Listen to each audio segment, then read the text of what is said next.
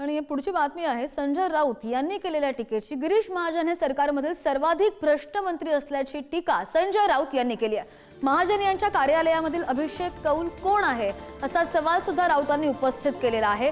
Builder कौलच्या संमतीशिवाय आपत्ती व्यवस्थापनाच्या files मंजूर होत नाहीत असा सुद्धा गौप्यस्फोट राऊत यांनी केल्याचं पाहायला मिळालं। गिरीश महाजनांच्या कार्यालयात 350 फाईल्स पडून आहेत असं सुद्धा राऊत म्हणाले। गिरीश महाजन हे फडणवीस यांच्या मंत्रिमंडळातले अत्यंत भ्रष्ट मंत्री आहेत।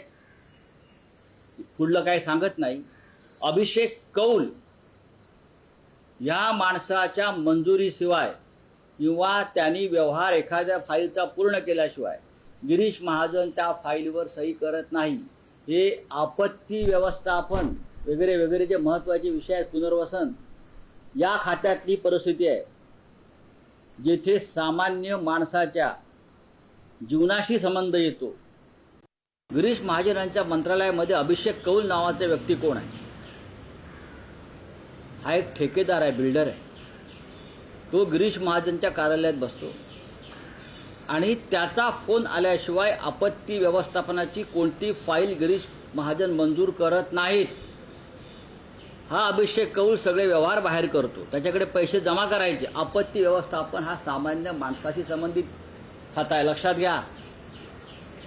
350 फाईल गिरीश महाजन यांच्या मंत्रालयामध्ये पडून आहेत, कारण त्या 350 फाईलचे व्यवहार व्हायचे आहेत आणि सगळे व्यवहार मिस्टर फडणवीस, लक्षात घ्या मी काय सांगतोय ते, आणि सगळे व्यवहार हा अभिषेक कौल नावाचा ठेकेदार आणि बिल्डर जो नेमलेला आहे गिरीश महाजन यांनी, तो करतो आहे।